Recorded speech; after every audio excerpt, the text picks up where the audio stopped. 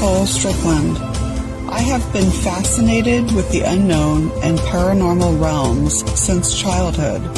After a profound experience with my grandmother's spirit 20 years ago, I have been on a quest to observe, study, investigate, and communicate with the afterlife and beyond.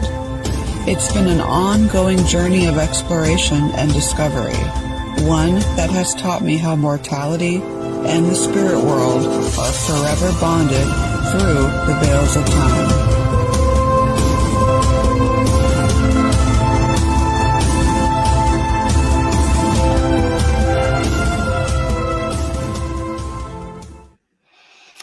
Good evening, everyone, and welcome to another night of exploring the connection between life, death, and beyond right here on the Afterlife Chronicles on WLTKDB.com. Of course, I am your host, Nicole Strickland.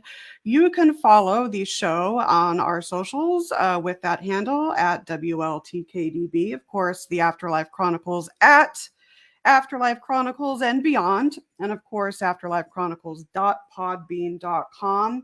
We have a fantastic show for you tonight. Lots of great information coming your way.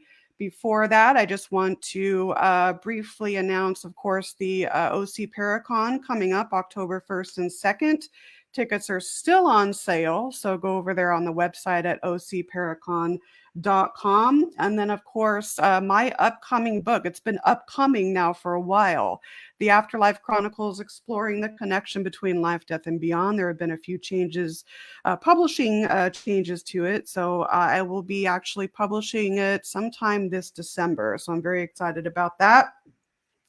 So without further ado, let's bring in tonight's guest who has said these very profound words. So I want to mention them. If people knew how unconditionally loved and supported they are by beings that they cannot even see, then this world would be a very different place. For very profound words written and mentioned by, of course, tonight's guest, Matthew Stapley, a world-renowned full sensory psychic medium, talented in all kinds of different areas. He's a teacher, minister, speaker, offers insight on psychic mediumship development, spirit communication, spirituality and personal exploration, grief and loss, and holistic healing. So without further ado, now let's bring him in. Matthew, how are you doing tonight? I'm doing well, Nicole. How are you? I'm doing great. Thank you so much for joining me. I know it's been we've been talking for the past few months, and so it's really great to have you on. Thank you. I like your background, by the way. Oh, thank you. Is that real brick or is that an actual banner? It is nylon. Is it? Yeah, I will say it looks real on camera, most part. It does, yeah. So again, thank you again for joining. It's an honor to have you. So, you've been on all kinds of shows. You've done this before, but I like to start out with, your background and how you came into realizing your gifts as a psychic medium, because I was on your website and reading your story, and it's a very interesting story. So sure, yeah, no problem. Well, it started off when I was really, really young. Apparently, according to my mom, it started when I was like toddler, but the first experience that I remember was when I was around 8 years old, and my dad was traveling in Thailand for work, and he called to say hi to, me and my mom and my brother. And I remember just getting on the phone with him and saying, "Dad, what are those big teeth sitting beside you on the table?" And he said, "Elephant tusks. And how did you know they were there?" And it kind of like freaked him out a little bit. And he said, "Well, what else can you see?" And so I started describing the room he was in. And then at one point I remember saying, and there's a fountain outside. And then he stopped me and he said, "No, Matthew, there's no fountain." And I said, "Dad, there's a fountain. I can hear it." And he said, "No, there isn't." And I said, "Go check." So he went outside and he said, "Well, there's a swimming pool." And, and then that's it. And I said, "Dad, it's by the wall with the lizards on it." And he saw a wall that had, I don't know if they were real lizards or painted lizards or what, but he went over there and there was like a little rock garden. And then there was like this little tiny fountain that he couldn't even hear standing beside it. And I remember at that point, he said, "Please put your mother back on the phone." And, and that's really where it started. I found out years later when he was interviewed outside of one of my shows by a reporter that they asked him, what did you say when you talked? His mom went back on the phone and he said, go find the most expensive psychiatrist money can buy. I think aliens got him. And so it's, Oh, yeah, like this joke that was the day the aliens got me. And so it was, yeah, a big first experience, but like anybody who has come into their gifts or abilities or talents, I think over time we develop an understanding of them. Back then I was freaked out and thought it was cool. But yeah, that's how it started. that's such a, and that's why I asked the question, because everyone has such a unique background and a unique story. So, were you around 8 years old when you actually started coming into these gifts, or did you have experiences prior? So a little bit prior to that, I didn't really know what I was experiencing, but I remember after my maternal grandfather passed away, I was 6 years old when he passed. And at that age, I remember lying in bed and telling my mom how much I missed him. And then apparently, and I sort of remember this, but apparently I said, "Oh, look, he's over there. Oh, now he's over there. Oh, look, he's on the ceiling." And apparently freaked my mother right out. And like, kind of, yeah, gave her the willies. But then the real mediumship experiences started actually when I was 11. So Mhm. the first experience was remote viewing. And then the second really big one was that same grandfather woke me up in the middle of the night. And I remember getting really scared. And I ran into my parents' room and I said, "Mom, tell grandpa to leave me alone." And she was like, "Sure, Matthew." I told him, "Go back to bed." Go back to bed. He's gone. And I went back into bed and it wasn't long and he showed up again and he told me to tell my mom certain things and my grandmother certain things and my aunt. And a lot of these things were, adult subjects that an Right. 11-year-old didn't know about: family drama and estranged people and things like that. And yeah, so the next morning we went to visit my grandmother and, my mom and grandmother and everyone were like whispering in the corner. And I was sitting at the kitchen table and they said, "So we heard you had a visitor last night. Did he have anything to say?" And then I was telling them, all the things that he had said, and they were like really freaked out. And after that, it really took off. Yeah, That's a truly such a, amazing story, and it's different how, when you were describing back when you were 11, your experiences, seeing him here and seeing him there. yeah, Kids describe and experience things differently than adults, and it brings me back to this one experience, and I'll share it really quickly. When I was about sure. 5 years old, and I was living in Las Vegas, Nevada, and it was in the summertime, and it was dusk, and we had a pool in our backyard, and so my mom, dad, and I were just getting out of the pool, drying off, and all of a sudden I saw this like grayish, misty something trying to form into like a humanoid shape. Oh, And wow. I remember saying to my dad and my mom, I said, "Mom and Dad, look at the draft." Now, like a draft, like when you open the window and you have a draft. I don't know Yeah, why I would have used that word, but that's how I described it. So, it's interesting how, it's different when we're kids, and then when we're adults. So, what would you say your like most profound, I mean, this might be difficult because you've had so many, but your most profound, I guess, psychic experience or encounter, of course, ones you want to share? sure. Yeah, it is a hard it is a And I hard. know, right? Because there's probably like thousands with you. Yeah, there's been a few. I think I think some of my favorite wasn't so much my experience of what happened, so much as the impact it had on other people. And Right. I think one of my favorite ones of all time ever was a group reading. And obviously I will share this without giving any major details away. But I was at a group reading and I remember there was this lady and I think I was probably in, I don't know, on to reading number 10 or something like that in front of everyone. And I remember feeling the only way I could describe it was almost completely overshadowed. And overshadowing in mediumship is when a spirit energy gets so close that they almost take over the medium. So you're still there, you're not deep in trance, but you take on characteristics. And I remember looking down at my hands and being like, "Those aren't my hands," and looking down at my body, and I'm like, "This is not mine." And so I started describing the house that I was standing in, which of course was not the house I was physically in. And I remember saying, describing the certain city that I was in, and I described what the house looked like. And then all of a sudden I switched and I looked down again and I looked like the person I was doing a reading for. And I was walking through the house and I said, okay. And on my way out the door, I grabbed the key holder, right, from where you hang keys, and I take it with me and I bring it home and then I put it beside my front door and I leave it there until 2 weeks ago when I took it off. And the woman freaked out. She totally lost it. And then I kind of like snapped out of it. And she was like, that was my parents' house. It was in that city. I did take their key rack home and we repainted our hallway 2 weeks ago and I took it off and I haven't put it back up yet. And I think that was one of my absolute favorite moments of evidential mediumship because it brought through information about the people that had passed and how they passed away and all of that.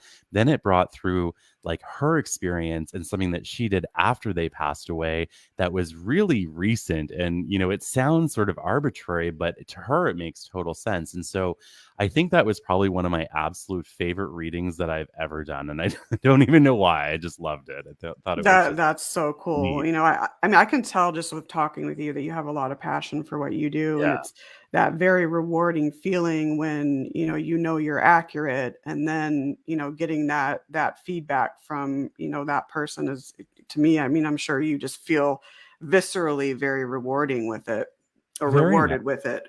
Very So, much. very, yeah, very much. Oh God, I was just going to ask a question and I just totally forgot about it.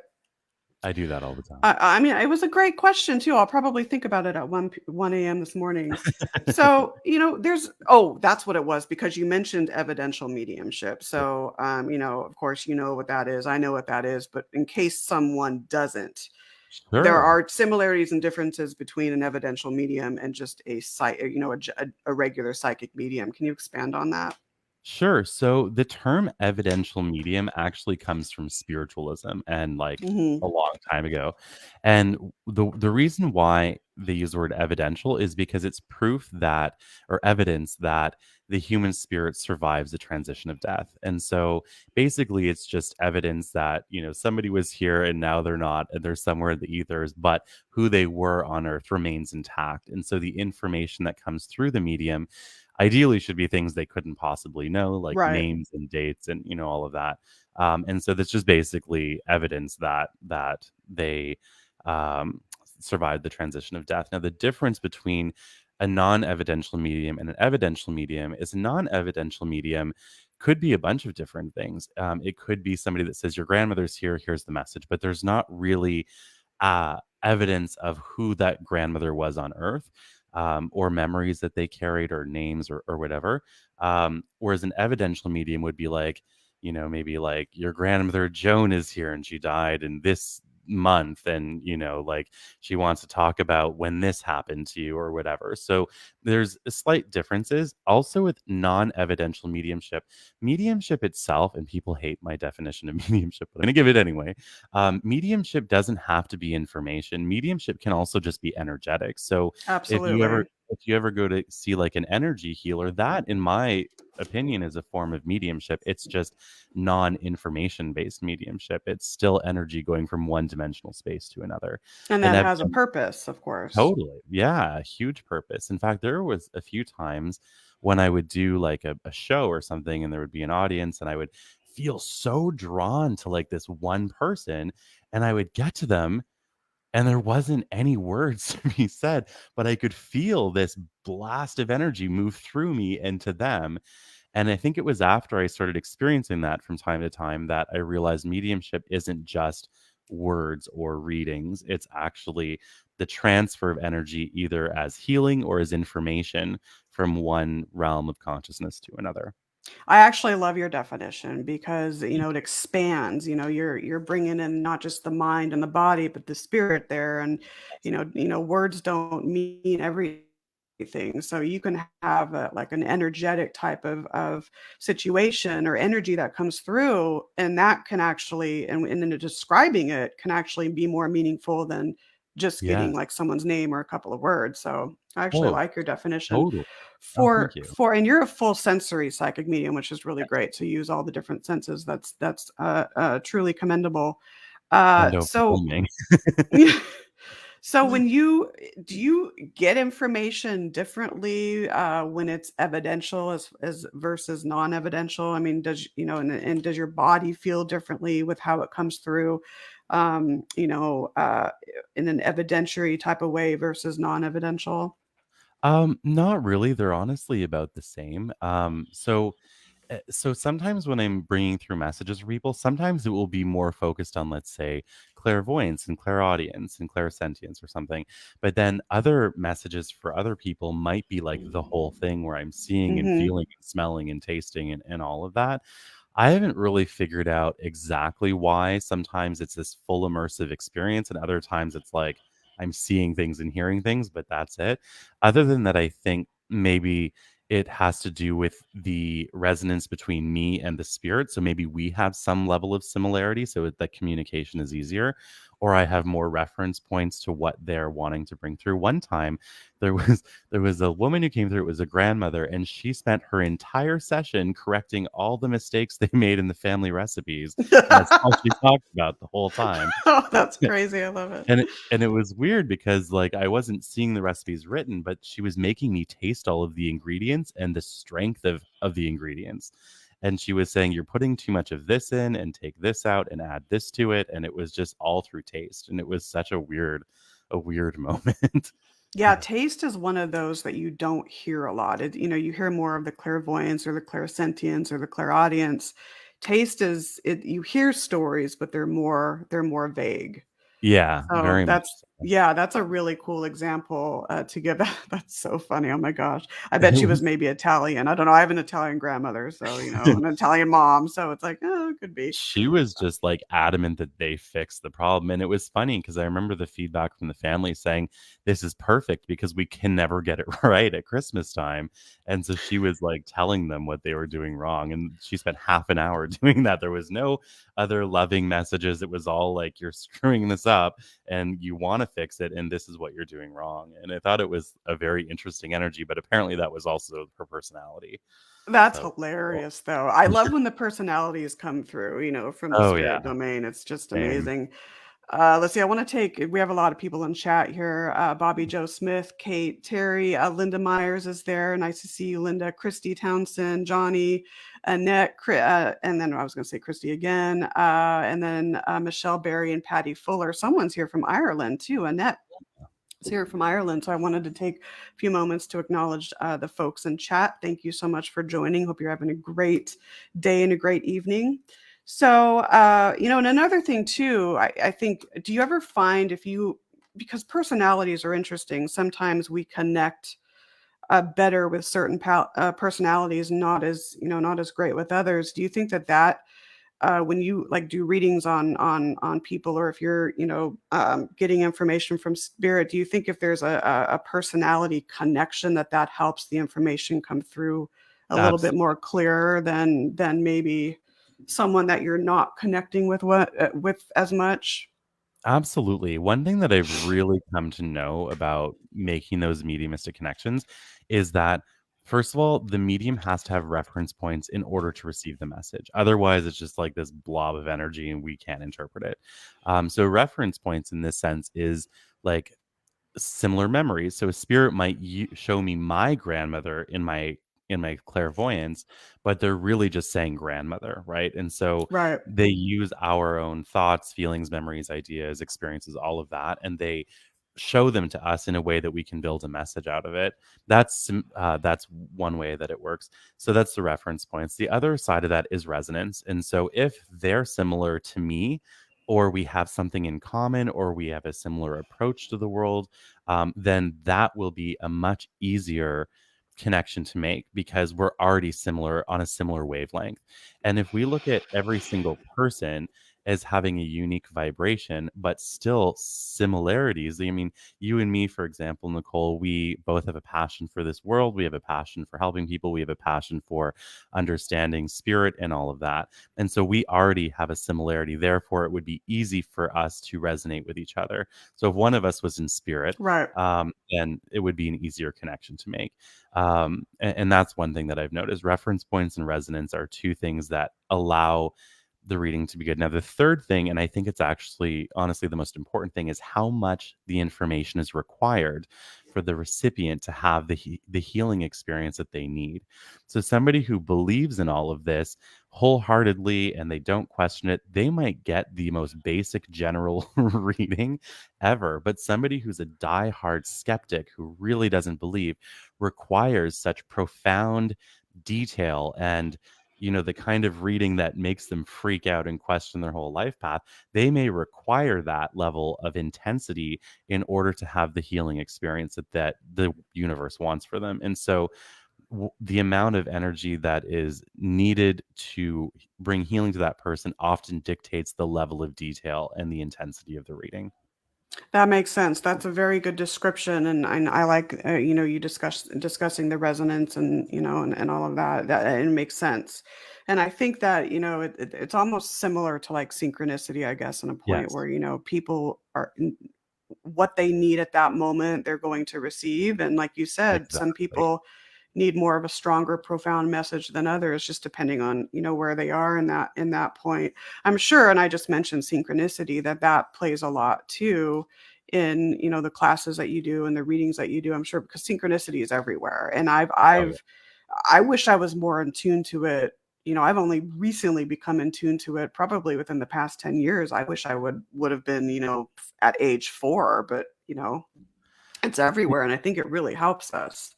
Oh, yeah. Oh, synchronicity, I think even just the word is making my Right? hair stand. Right? It's a Yeah. very likable word, It yes. it is, and I think that it really is the way that the universe communicates to us, like, yes, I'm a medium, which only means that I've learned to hear a conversation that everybody's having with the universe constantly, and I really believe that. I think that the universe is always communicating with us, and I think synchronicity is one of the most amazing ways that happens. And anything from you're having a bad day and the perfect song comes on the radio, or you're questioning something and you get like a million signs one right after another, or one really good sign. And and and, and it really is just a testament to how we are never actually lost, really. If you think about it, the universe knows exactly where we are because it's constantly bringing us these signs, and the spirit world is obviously a massive part of that. I think that is beautiful in faith building, and can help people to feel secure and to know that they're loved and guided and watched over in a world where, let's face it, it's a little sketch these these days. A So little bit, just a a little just a bit. tad, just a little Yeah. bit. The respect I can see in you for, not only the living, but for, the afterlife and beyond, and realms beyond, I think is great. In Thank the world of the paranormal, we don't always see that respect and reverence, and it's a sad thing.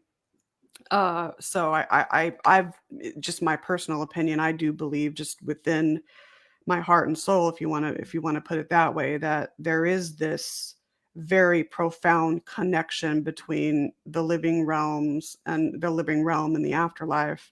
And I think that that's getting stronger. Oh, Would yeah. you would you I mean, what are your thoughts on that? And do you think that do you think there's a cosmic reason for it, maybe an elusive cosmic reason that we don't yet know? Or do you think that it could be maybe because, like you said, the world we're facing just unprecedented challenges now? Yeah. People are hurting each other and it's sad, it's tragic. I think all of those things are the same thing, to be honest. And the reason that I say that is, yeah, so I've definitely noticed the uptick in people awakening Mhm. with their Mhm. gifts and abilities.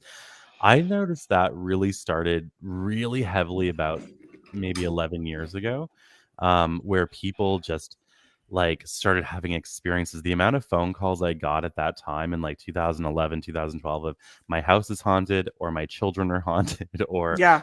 something's haunted was a lot. And what I realized at that time very quickly, because I was also a consulting medium for a few paranormal teams, is that every time I went into a haunted house, the house had some weird vibes, but the people were sensitive. And so that was the first thing that I noticed. But now, yeah, in the last 2 years throughout the pandemic and all of that, the amount of awakenings that are happening within people is mind blowing.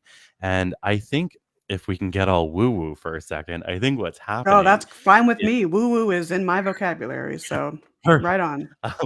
Awesome. Yeah. So, I think what's happening is that, um how do I say this? We are ascending, I guess you could say, at a global level. And Right. when ascension happens, all that that means is that our lightness is getting lighter and our darkness is getting lighter. And so that's all ascension really is. And so we're shifting to a higher level of consciousness. And the way that that happens is we embrace new ideals, and we embrace a new paradigm of thought, which will always be more loving over time, because ascension is about moving towards our individual and collective highest point of light, whatever that may be. And so the way to do that is to embrace new ideas, and all those ideas will eventually come up with the idea of oneness over time, or love and compassion and things like that, that bring people together rather than division. Now, the reason why the world is going so crazy and it's not such a nice place is, in order for that to happen, there has to be a surrender of ego.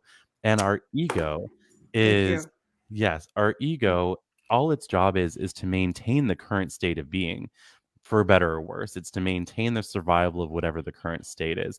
And when people are in an individual healing moment, their ego surfaces trying to maintain that state of being, for better or worse, usually worse if it's healing that's happening. And the person begins to freak out, and they get defensive, and they get burnt out and exhausted and anxious and all of that. Now we're doing that on a global level. So nobody is excused from this process. And this is one of the reasons why there's so much toxicity out there. It's because all of this internal healing crisis freak out is happening at a very, very mass level. And that is not comfy, Nicole, for No, it's not that, anybody. it's not. And you explained it so eloquently. This is exactly it. And, I was going to ask you, do you think that, the primary reason here we are ascending globally, like you said, and even on an individual basis, but yet more people are hurting each other. There's more turmoil in the world, and it's that duality where it's the fight. Okay, the ego wants to stay; it doesn't want to leave, right? So that you No. explained it beautifully, and Yeah. that's just it. It's you cannot do this work and heal properly when ego gets in the way. You just can't. It's No. like oil and water. Exactly, and I think our ego is useful, like, it is important. I mean, if we Oh didn't have an yes. ego, we'd be like, "Oh, let's all jump off a bridge," but we'll be fine, we don't need to Oh, survive. let's But I not. think but I think a big part of healing is that surrender, right? And Yeah, if our ego wasn't a part of it, we wouldn't actually have that moment where we crumble. And the crumbling in healing is vital to the rebuilding of our foundation. And so, I think what we can see, not to get all predictive, but I think what we can expect to see over the next 4 years is a big crumbling of all of the things that aren't working anymore at a global level, whatever that means. And I think that in that process, people are going to be realizing, hey, you know what? This system doesn't feel good anymore. And this system hasn't felt good for 100 years, and so on and so forth. And I think that's the real ego crumbling, isn't so much us as individuals as it is all the things that are outdated, that are done. And it's gonna be intense. I think at 4 years from now, things are gonna be a lot better than they have been for 100 years, Oh, probably. I mean, I'm hoping it could be sooner, but I'll take 4 because it's, and I think we're starving for, more positive relationships and Mm, more connection with one another. I think we're starving for that. And I think that there's a more of a, I'm going to say, use the word cosmic here. I don't know if it's yeah. the right word to insert or to use, but I think that there is a greater reason as to why we're dealing with this pandemic. So I Oh, think, the 100%. COVID came. Yes, it's here. It's still here. We're battling it and probably will battle it for some time, for the next few months. But I think that there's an underlying reason, more of a greater cosmic reason as to why that's here to show us that, Oh, yeah. okay, we need to make some changes here. Oh, like, hugely, and Yeah, I think it's been a horrible thing. And, at our human selves are like, "This is terrible, there's no good reason for this," and our human selves at a human earthly level would be right. But at a higher level, if we can when we embrace a spiritual point of view on it, we can see the opportunity for togetherness and globally working together to solve this problem and supporting each other, and all of those things that, in my mind, are higher consciousness ideas, oneness, togetherness, absolutely. understanding. So I think, I think it's been rough, but I think that some of the most meaningful things that will ever happen to us and our world are not easy things, but they're important things. Absolutely. Well said. I just want to flash a couple of comments here because they're Sure. profound. Going back to synchronicity here, Terry said synchronicity is amazing when it happens. There's a profound reason why. Sometimes it's a simple hello from spirit, other times it's to connect us to more important people on our path in this life. And that's so true. Let's see another one here. Amanda, woo woo woo woo. I like it. The ego fighting back during healing reminds me of a reflexology. Excuse me, when the client's physical issue would push back damn hard one more time before the last treatment worked to heal and/or solve it. So Yeah, they're both interesting. so right. Yeah, absolutely. And then even Bobby here says, as a sensitive, it's truly hard. You have to take one moment or take a moment for sure. And I think, too, in this world, it's hard for everyone, but the more sensitive you are and the more in touch you are with your sensitive side, the harder it is. So, Yeah, very much so. And the last few years have been sensitizing for a lot of people. Even people that never thought of this stuff ever before are, having ideas of the universe and, as you said, more cosmic things. And I think one thing hardship does to most people is sensitize them. I don't think I've ever met a medium who's had an easy life ever. yeah. And I think that's because sometimes we have our hardships sensitize us so much that we can then see things that other people cannot Absolutely. or do Very, not. very eloquently said. Very eloquently said. On that note, we do have to take our one and only break for the evening. So, of course, you're tuning into the Afterlife Chronicles, right? My earpiece came out there, right here on WLTKDB.com. I'm your host, Nicole Strickland. Of course, tonight's guest is Matthew Stapley. Stay tuned. We will be right back.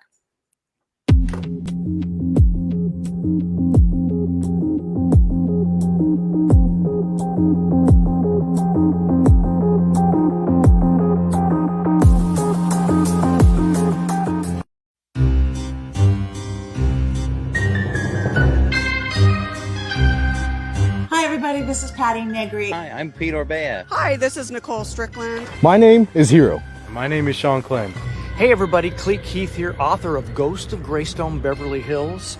I'm excited to invite you to the OC Paracon, which is going to be the first week in October. Now that's just some of the people you're going to meet at Orange County Paracon. That would be Anaheim's first ever paranormal conference. I'm Henry, the organizer and also the host of Paranormal Perception, inviting you to meet those people that you just saw.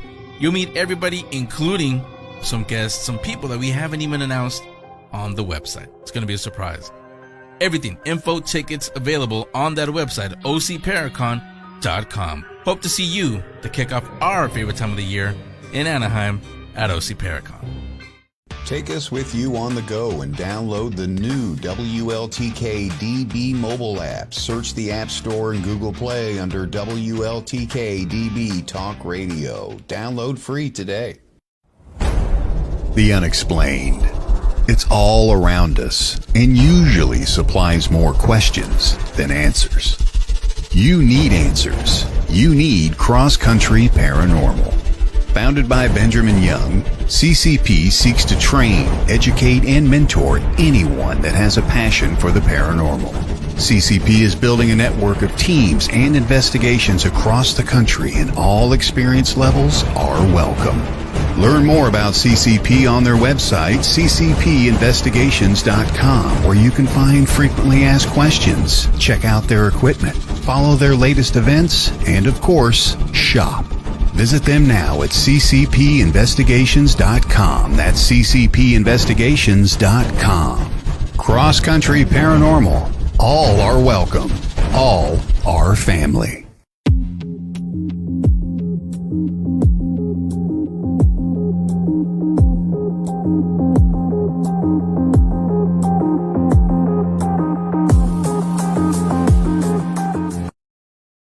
"33 minutes past the hour there. Welcome back to the second half of the Afterlife Chronicles show right here on the WLTKD.com network there, WLTKDB. You can follow us on our socials right there at WLTKDB. And of course, tonight's guest is Matthew Stapley, renowned full sensory psychic medium, and we've had an amazing discussion on all kinds of different topics. If you missed the first half hour, that's fine. The entire episode will be archived for you. So I thought, in this 25 minutes, these shows go by fast. I'd like to switch gears a little bit and talk about the grief and loss and the grief and bereavement, because you do work with people on that. And I can speak personally for myself that working in the paranormal and researching the afterlife and having very profound encounters and connections with spirit have helped me tremendously with the dying process and the whole, the stages of grief and all of that. So what are, so you work with people on this. So what exactly, let's say someone wants to come to you, after one of their family members has passed on, what are the types of work that you do when concerning like grief and bereavement? Sure. Well, I think the biggest part obviously is supporting people. The way that the way that I often do that work is just through, readings and working with people on my Facebook page and social media and things like that. I don't offer specific sessions only geared towards grief and bereavement, but it is a part of the work that I do. I think honestly, the biggest thing that I work on with people in all of that, other than connecting them with their loved ones, is just to help them to accept the process. Because one thing that I know I've done it when I've been grieving, and I know that a lot of people do, is immediately try to push it away or get through it as quickly as possible. Because let's face it, it's not comfortable. It is Um, not. no, it's heart wrenching, and one of my approaches to it is working with the idea or the concept that when we're grieving, it's because we've got all this love and we don't know where to put it anymore. And we struggle with that. And the other thing that I like to bring up to people is the idea that really it's a change of relationship. So our loved one is, if we accept the idea that our loved ones are still with us, then what we're really looking at in the grieving process is the shift of communication and changing the way that we speak to them and the way that we relate to them on a regular basis, because they're no longer physically tangible anymore. And so what we're really doing is we're figuring out how we're going to continue communication in a relationship now that the relationship is no longer physical. And so that's kind of the approach that I like to take with grief, because it doesn't have as much of an end. It doesn't focus as much on the ending as it does on the continuity. And in that process, understanding that even though we know our loved ones are still with us, doesn't mean that we don't feel sad or heartbroken or desperate or anxious or all of those things that are normal with grief. It just means that we can understand that they're walking us through that anxiety and that desperation. And so it's just a slight perspective shift, I guess you could say.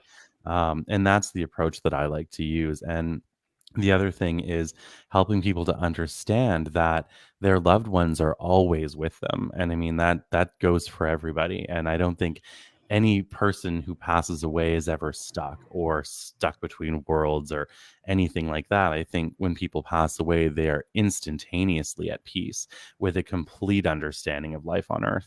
And so from that elevated perspective, they help us to walk through the acceptance of their loss, but also of ourselves in relation to who they were on earth. Because one thing I can tell you, doing this work for almost 20 years professionally, is that so many people feel judged by their loved ones or the universe itself. And that's one thing that it honestly is the one thing that breaks my heart, is when people think that the universe or God or their loved ones or whatever are looking down on them or are disappointed in them. And I've just never seen that to be true. Never. Wow, this is very beautiful, very beautifully said. And to second that, Bobby said, and oh wait, wrong comment, but I'll flash it again because it's good. Let's see this one. Chris says, "Hi, I love Matt. He is amazing." And then of course, sorry, this one I wanted to that one first, this one second. And then Bobby says, "And moving forward is hard, but you're absolutely right, Matt. We learn as we go." Yeah. Wow. And you have this, I can feel it, this genuine sense about you. And so Oh, people thank are you. going to be drawn to this realm, and of course in the afterlife as well.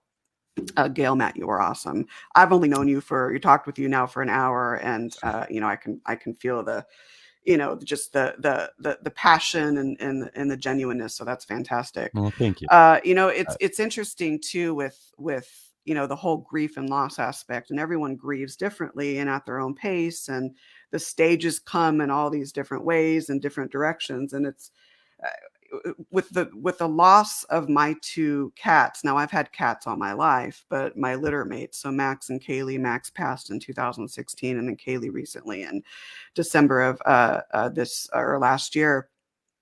And they taught me more than anyone or any of my prior animals that connection and that love that we have with our loved ones is eternal, and it stays. And Yeah. it's almost interesting because I feel like it even grows stronger in spirit. So, and I know that maybe I'm not making myself clear, but when someone passes, the connection that you have with them, I think, can even grow stronger in some ways than it did when that person was alive. So, Oh, I think so too, because in our human or human and animal selves, I personally believe that, by the way, that if the thing that you love the most in this world was like a cactus that you had on your windowsill, it will come through for you, like in from on yes, the other side. So with your animals, it makes total sense. And I agree. I think the reason why that connection can actually become stronger is because on Earth we have our shadow in a sense, right? And our shadow, while not in any way bad, um, does block our ability to just freely connect, right? That's that ego component to there you freely go. connect. Whereas when we go into spirit, the ego component isn't there anymore. That's a very earthly thing. And Yes, so it allows them to connect full force with us, right? It allows them to connect full force with us because there's no apprehension, there's no fear of lost love because they're in a state of love constantly. And I think that is probably why. And I think you're absolutely right. I think you're 100% right. amazing. I mean, all these comments coming through here. Lisa, losing my husband, Mark, tragically. I spoke to you today. Thank you for your love, your understanding of my grief. Let's see here. Margie says, losing our animal family is heartbreaking. The love from animals is truly unconditional. Let's see here, Bobby, when you open your heart, you will almost always get it back. And then, of course, here, Marie Whitney says, being able to help people connect to their past loved ones, it's the greatest gift you can give someone. Thank you for what you do. So, and that feedback is so important. And speaking of Kaylee, Kaylee and Max, going back real quick, when Kaylee passed in December of 2000, or last year, I should say, her transition was utterly peaceful, the most peaceful transition I've ever experienced in an animal. And when she passed, I made the point of letting her know. I said, Kaylee, I don't want you to feel obligated to come, and because I'm going to be sad, I'm going to be grieving your physical loss, but I don't want you to feel sad or feel like you're obligated to come to me and try to console me. I want you to get used to where you're going, and come to me when it's okay with you and on your own terms. And I told her that, just because I feel that sometimes, and I like your opinion on this, Sure. maybe our loved ones, if they sense our grief so strong, do you think in some ways that it could potentially try to call them back? Or do you think it's more, even though we sense that grief and it's very strong, it's almost always their free will, in the sense that they want to come and console us or communicate with us, if that makes I think, sense? yeah, no, it totally, and it's a great question that a lot of people ask me actually. And I think it's always free will. I don't think that, I hate to say it, I don't think we're powerful enough, and our pain certainly isn't to pull, a spirit back towards their mortality. I think it's always free will. And Yeah. I don't know that it's even much of a pulling back because the spirit world is not far from here at all. I mean, it's literally like it's just like a inch over It from our, feels like it, for sure. yeah, it's just right there. And I think that yeah, I think that they come to us to help us. I think our grief doesn't pull them towards us, nor does it repel them. I think in the examples of sometimes people don't come forward, or somebody has a tragic loss and their loved one takes a year to even come through a medium who's adamantly trying to make contact. I think that's their respect for our process. I know that after my mom passed away, if she would have been coming through all the mediums, I never would have left a reading room for years. I would have been there Right, right. trying to connect with her, because even though I'm a medium, I can't do it for myself.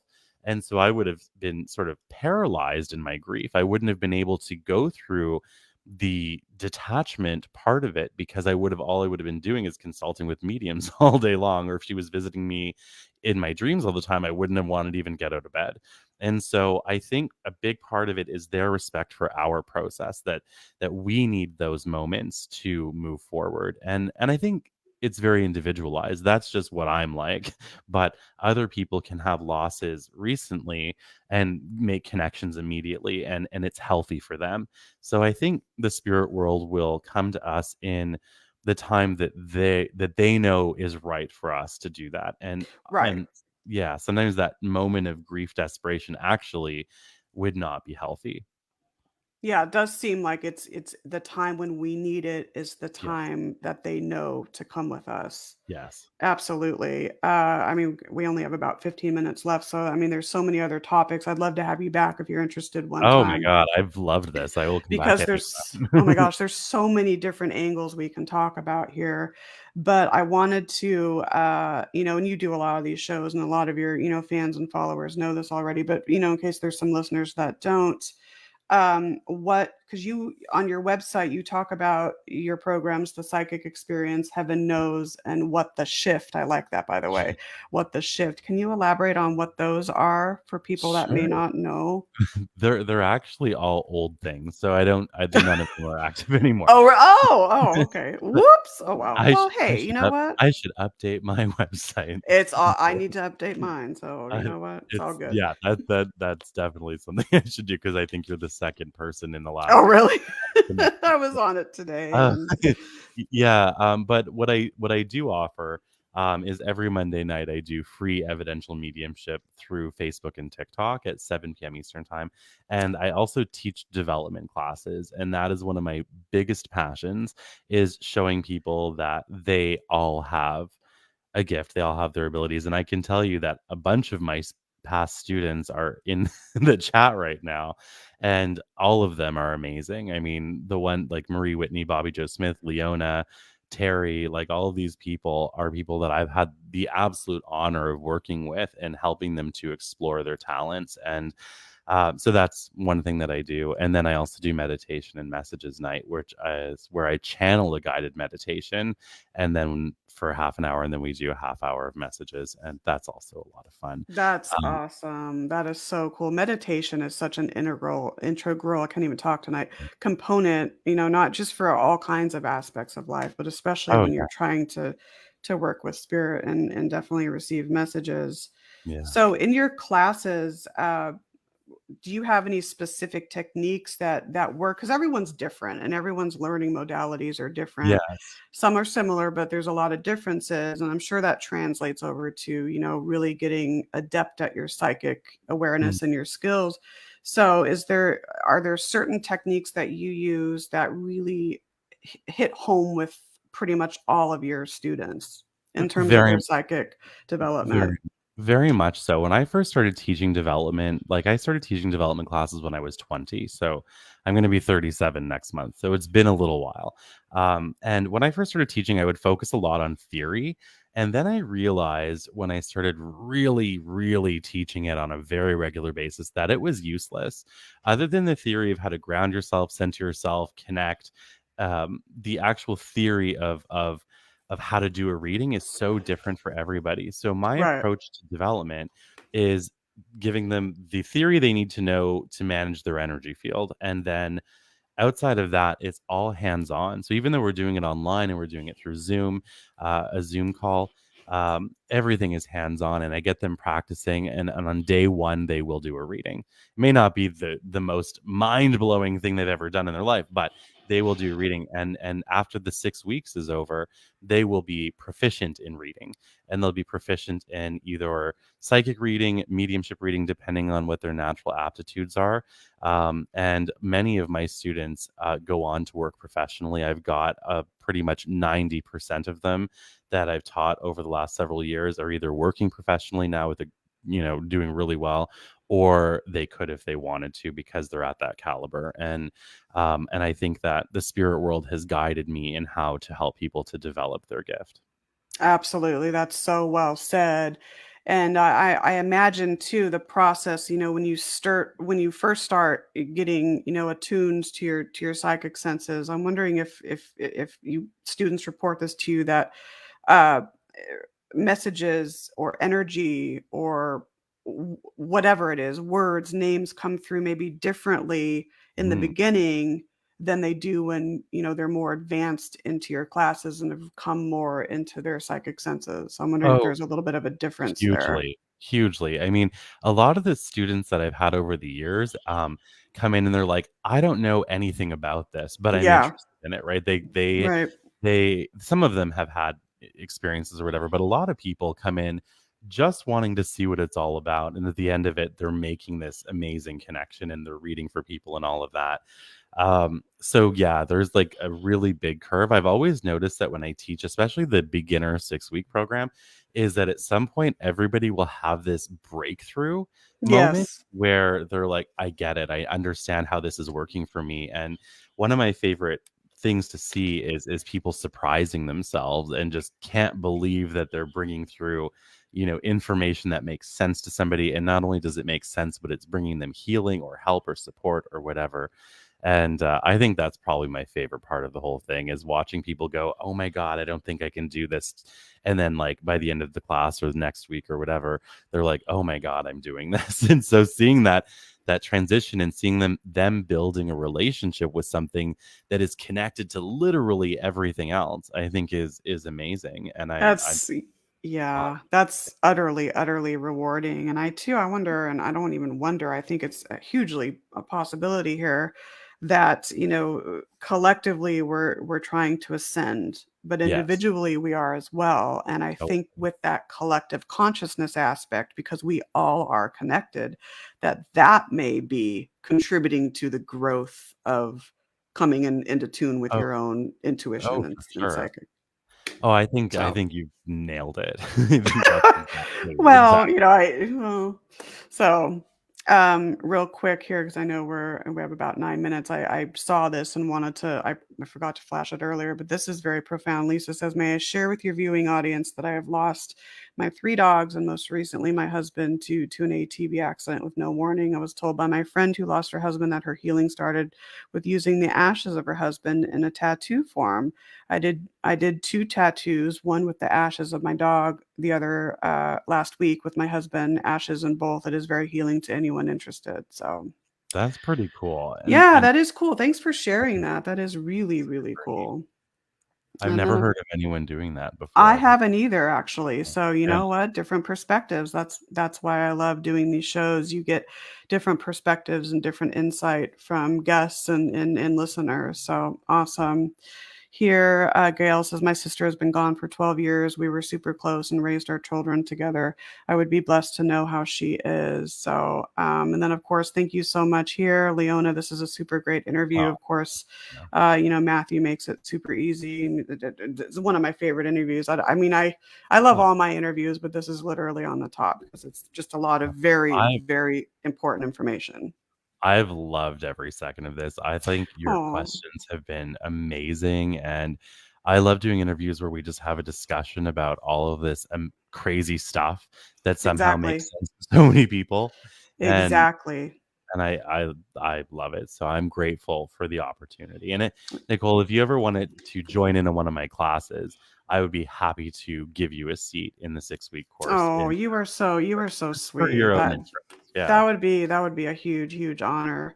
So, what do you, if there were three things, the top three things, or the not, I'm calling them things, but messages or insight, I should say, that the afterlife, the spirit world, the domains beyond, what would those three things be to the living realm? Like the top three messages or salient advice, do you think that those domains are giving us or want to give us?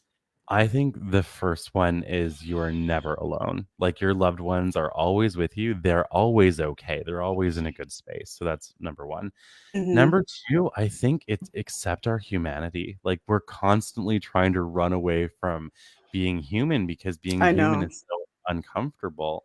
But I think they would say, like, you do not have to sacrifice your humanity to embrace your divinity. And they help us to understand that through the lessons that they pass on to us while they're on earth, but Right. also what they bring us from heaven. And so I think there's an element of understanding that yes, we will do great things, we will also do terrible things, but we're loved regardless of that. It doesn't impact our relationship with the universe, only our relationship with ourselves and other human beings. So there's, I guess, a divine understanding and acceptance and instantaneous forgiveness, maybe even, for anything we could possibly do, because they get it. And I think the third thing is to understand that we are all constantly having a conversation with the universe. Every cell in our body, it has that mediumistic connection. And the only difference between somebody who has learned to receive it and understand it on purpose and somebody who hasn't is their awareness of it. And that's it. So I think those would be the three things that Yep. I would say they'd probably want us to know. That's why I asked you this question, because I knew you would have very, very salient answers on that. And it's so true. It's true when you say that every cell in our body is communicating with the universe. I mean, that's, you don't realize it on an everyday basis, but it's there. It's Yeah. existing. Yeah, So exactly. what are any upcoming events? Of course, your classes, you said that you do those, but upcoming events that you want to plug, that you want to talk about real Sure. quick. Sure. So August 25th at 7 p.m. Eastern time, I have meditation and messages night. And it's done through Zoom, limited seating, but would love to have everybody there. And then the other one is September 18th. My 6-week development program starts. It's a primer program, but it's good for anybody of any level of development. So whether you're beginner or advanced, you will progress your gift. Awesome. Oh my gosh. I can't thank you enough for, taking the time to come on the show and offer your experiences and your wisdom and your insight. Lots to offer. And of course, thanks to the listeners too. It's been great to connect with you during the show as well. And again, like I said, I would love to have you back. So we'll Anytime. we'll talk about that. And your website is matthewstapley.com, correct? That is correct. Awesome. So there you have it, folks. Amazing interview right there. Thank you very much.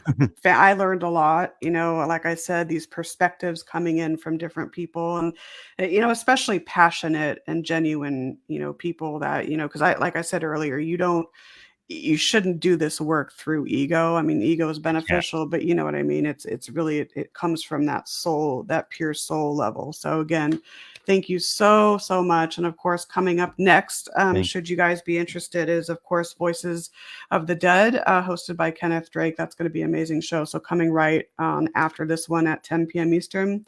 And of course, my advice, as I usually end, is do not go where the path may lead. Go instead where there is no path, and leave a trail. And I hope all of you have a fantastic weekend coming up. Stay safe, and we'll see you next week with Peter Orbea. Okay. Have a good night, guys. Thank you. Thank you.